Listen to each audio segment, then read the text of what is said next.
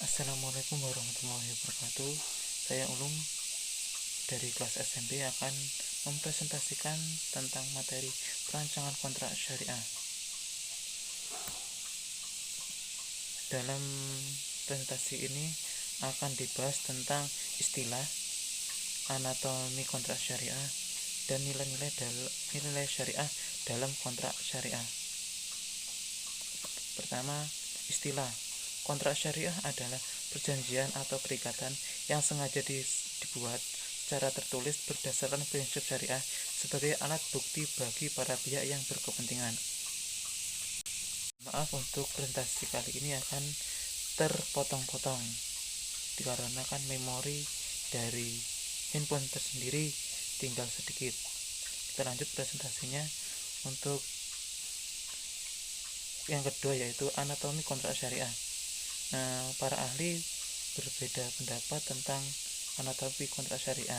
Namun dalam presentasi kali ini akan dijelaskan tentang 12 hal pokok yang ada dalam kontrak.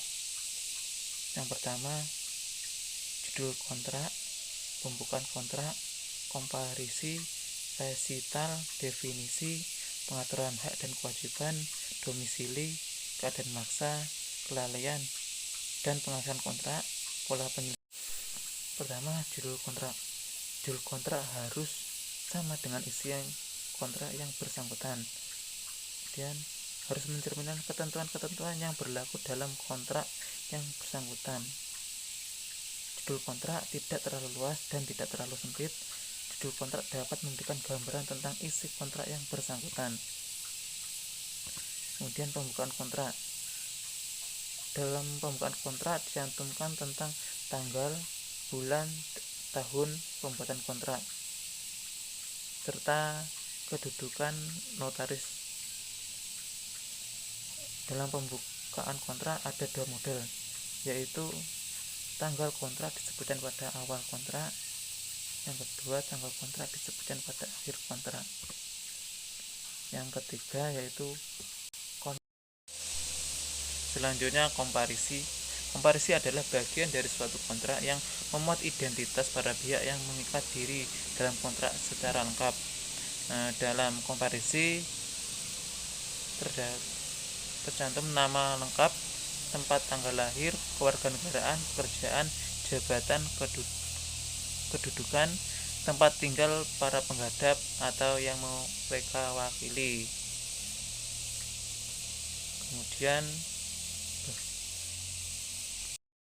Kemudian resital merupakan latar belakang kenapa perjanjian itu terjadi. Kemudian definisi adalah rumusan istilah-istilah yang tercantum dalam kontrak. Kemudian pengaturan hak dan kewajiban,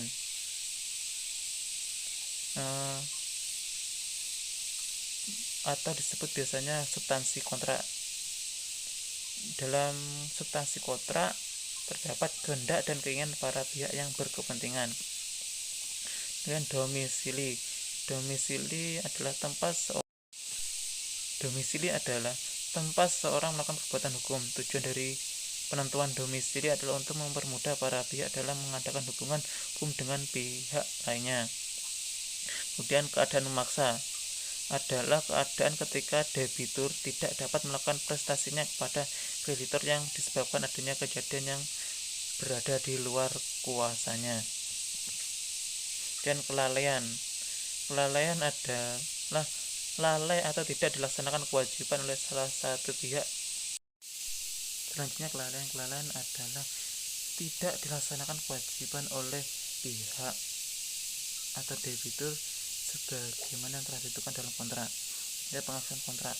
Pengakhiran kontrak adalah upaya untuk menghentikan atau mengakhiri kontrak yang dibuat oleh para pihak. Dan pola penyelesaian sengketa adalah bentuk atau pola untuk mengakhiri sengketa atau pertentangan yang timbul di antara para pihak. Kemudian penutup kontrak. Penutup kontrak adalah bagian akhir dari kontrak. Yang terakhir adalah tanda tangan. Untuk tanda tangan ada beberapa versi antara yang akta notaril dan akta di bawah tangan.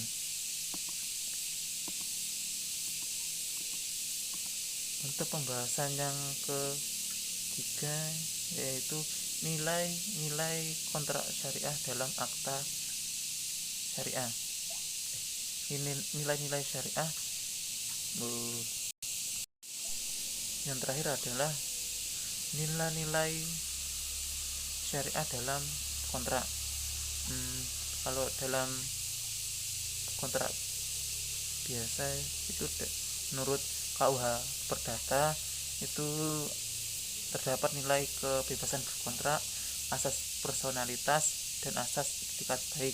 Namun kalau di kontrak syariah itu ada yang pertama al-huriyah atau kebebasan, dan al-musawah persamaan atau kesetaraan, al-adalah keadilan, al-fidayah kerelaan, asidik kejujuran, al-kitabah tertulis, dan al-manfaat atau kemanfaatan.